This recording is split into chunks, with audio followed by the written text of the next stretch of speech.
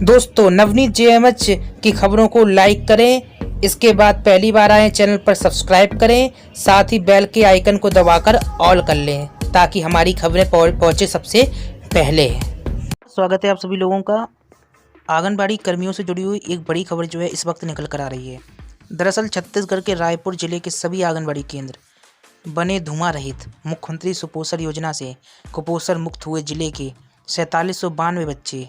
महिला बाल विकास विभाग मंत्री श्रीमती अनिला भेड़िया ने कलेक्ट्रेट परिसर स्थित रेड क्रॉस भवन में रायपुर जिला के विभागीय अधिकारियों की समीक्षा बैठक ली। बाल विकास मंत्री क्या कह रही हैं इनको समझते हैं। कोरोना संक्रमित क्षेत्रों को छोड़कर 100% आंगनबाड़ियों में बच्चों और महिलाओं को गर्म भोजन देना जल्द सुनिश्चित किया जाए।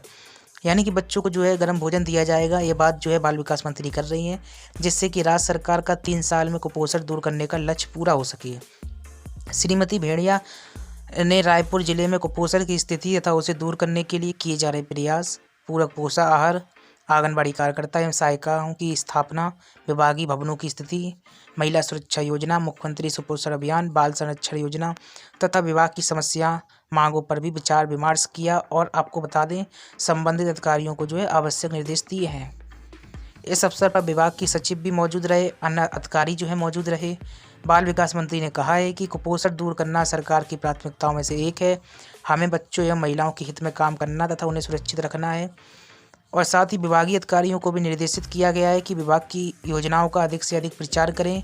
उन्होंने विभागीय सचिव से कहा है कि विभाग की कार्य योजना की प्रगति के संबंध में जिला कलेक्टरों से निरंतर चर्चा करते रहें, ताकि जिले के कलेक्टर फील्ड के अधिकारियों से बेहतर समन्वय बनाकर लक्ष्य पूरा कर सकें।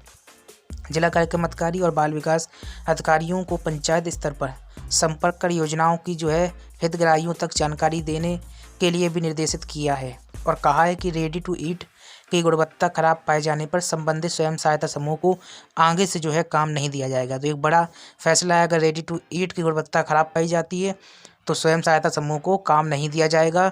सचिव श्रीमती निगार ने कहा कि विभागीय अधिकारियों को अपने मूल उद्देश्य को सर्वोपरि रखकर काम करना चाहिए। अधिकारी कुपोषण को तकनीकी रूप से अच्छी तरह समझें। विषय को अच्छी तरह समझने से उसके परिणाम भी अच्छे आएंगे। तो अहम चीज़ ये है कि बाल विकास मंत्री ने बड़े निर्देश दिए हैं। इसी के साथ ही कहा है कि कार्यकर्ता सहायिकाओं की मदद से सुपोषण टोकरी के माध्यम से बच्चों को नियमित पोषण आहार प्रदान किया जा रहा है। और इसी के साथ ही अति गंभीर कुपोषित बच्चों की संख्या भी बताई गई है। और भी जो अहम चीज़ें हम आपको बता रहे हैं।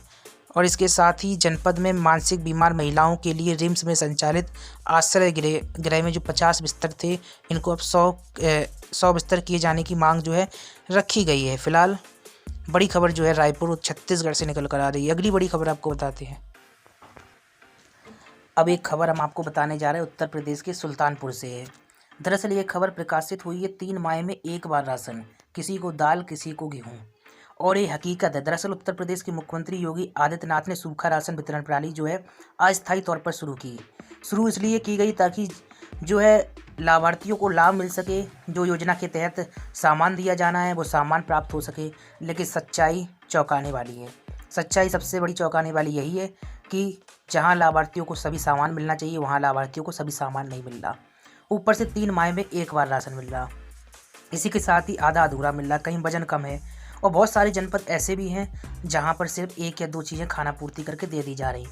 यह आर्टिकल आप देख रहे हैं यहाँ पर सुल्तानपुर से ये खबर है। दरअसल रावण का वध करने के लिए, पाप धोने के लिए भगवान श्री राम सुल्तानपुर में आदि गंगा गोमती के तट पर स्नान किया। उस स्थान को आज भी 2 पाप के नाम से जाना जाता है।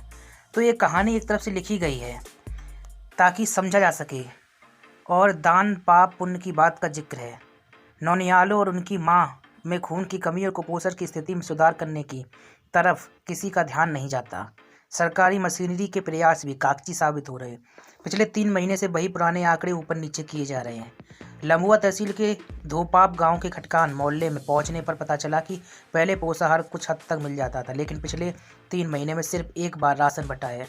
किसी को दाल मिली है तो किसी को गेहूँ या फिर चावल। गाँव में पहले और वर्तमान में भी ज़्यादातर महिलाओं की शादी कम उम्र में हुई, ये भी बताया जा रहा है। उनके बच्चे भी 1 साल में 2 पैदा हो गए। 45% माँ और बच्चा दोनों एनीमिक है। एनीमिक का मतलब है खून की कमी वाले हैं। आपको बता दें इसी तरीके से जो है अन्य जनपदों की खबरें भी निकल कर आ रही हैं जहाँ पर जो है स्थिति अच्छी नहीं है। अच्छी स्थिति इसलिए भी नहीं है क्योंकि सुल्तानपुर अकेला ऐसा जनपद नहीं है जहाँ पर सूखा राशन वितरण प्रणाली की धज्जियाँ उड़ी, बल्कि उत्तर प्रदेश में कई ऐसे जनपद लगातार हम उसकी खबरें भी देते रहे आपको, जहाँ पर सूखा राशन वितरण प्रणाली जो योजना के तहत सामान आया वो नहीं बंट सका। अगर सामान बंट भी रहा था तो आधा आधा अधूरा, यानी कि लाभार्थी मान लीजिए 40 दिए तो 20 लाभार्थियों को ही सामान मिल पा रहा। बताया जा रहा कि ऊपर से इतना ही आ रहा।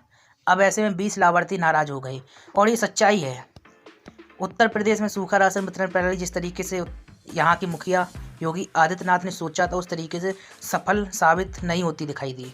खैर, अब देखने वाली बात ये होती है कि आगामी माह में या फिर इस महीने में जो प्रक्रिया होती है उसमें कितना सफल हो पाता विभाग, ये तो समय ही बताएगा। लगातार अपडेट हम आपको देते रहेंगे। चलिए अगली बड़ी खबर आपको बताते हैं। उत्तर प्रदेश के बस्ती से एक बड़ी खबर निकल कर आ रही। दरअसल प्राथमिक शिक्षा व्यवस्था को सुधारने के लिए शासन ने परिषदीय स्कूलों की ऑनलाइन निगरानी करने का फैसला कर लिया है और इसके लिए परिषदीय स्कूलों के शिक्षकों का पूरा डाटा मानव संपदा पोर्टल पर अपलोड कर दिया गया है। प्रेरणा पोर्टल के माध्यम से शिक्षकों को सभी जरूरी निर्देश दिए जा रहे हैं। आपको बता दें, नए सत्र से परिषदीय स्कूलों की निगरानी ऑनलाइन की जाएगी। इसके लिए सभी स्कूलों में टैबलेट भी दिया जाएगा। तो बड़ी अच्छी जानकारी आ रही है। टैबलेट दिए जाने की बात का जिक्र है, जिसके माध्यम से बच्चों को ई लर्निंग और शिक्षकों की बायोमेट्रिक उपस्थिति दर्ज की जाएगी। परिषदीय स्कूलों को मूलभूत सुविधाओं को उपलब्ध कराने के लिए ऑपरेशन कायाकल्प योजना के तहत यहाँ जनपद में 2228 परिषदीय स्कूलों की व्यवस्था को और भी अधिक बेहतर करने का लक्ष्य रखा गया है। आपको बता दें, नए सत्र से लगभग सभी स्कूलों में स्मार्ट क्लास भी संचालित होने लगेंगे। कक्षा 1 में NCERT की किताबें लागू की जाएंगी। स्कूल खुलने पर कक्षाएं सुसज्जित दिखेंगी। इन सब के साथ ही आंगनबाड़ी केंद्रों में प्री प्राइमरी कक्षाएं संचालित करने की भी तैयारियां चल रही हैं, जहां 3 से 6 वर्ष के बच्चों को खेल और मनोरंजन के द्वारा स्कूली शिक्षा का हुनर सिखाया जाएगा। इसके लिए आंगनबाड़ी कार्यकर्ताओं को प्रशिक्षण भी दिया जा रहा है। यहाँ नए सत्र से प्री प्राइमरी कक्षाएं संचालित होंगी। उत्तर प्रदेश के बस्ती से बड़ी खबर जो है निकल कर आ रही है। आपको बता दें, नए सत्र से परिषदीय स्कूलों की निगरानी ऑनलाइन की जाएगी। ये बहुत ही बड़ी खबर है। आपको बता दें, इसके लिए टैबलेट भी दिए जाएंगी। खैर, ये तो विभिन्न तरीके की बातें चर्चाएं निकल कर सामने आती रहती। जब टैबलेट मिल जाए तो वाकई में तब पता चले कि हाँ, सरकार काम कर रही है। क्योंकि आप लोगों ने देखा होगा, उत्तर प्रदेश में आंगनबाड़ी कर्मियों को मोबाइल देने का भी प्रावधान है, लेकिन अभी तक मोबाइल कितने आंगनबाड़ी कर्मियों के हाथ में आया, ये सच्चाई है। अगर आपके हाथ में मोबाइल आया तो हमें बताएं। वहीं मध्य प्रदेश में भी मोबाइल के एवज में 10,000 रुपये दिए जाने की बात जिक्र चल रहा था, लेकिन अभी तक 10,000 रुपये पास ही नहीं हो पाए और ना ही मिल पाए। सवाल बड़ा है कि घोषणाएं कई होते हैं, ऐलान कई होते हैं। जब तक आपको वास्तविकता में चीज़ें उपलब्ध ना हो जाएं, तब तक सरकारी ऐलान, सरकारी घोषणाओं पर भरोसा नहीं किया जा सकता। और ज़्यादा खबरों के लिए JMHnews.in पर विजिट करें। नमस्कार।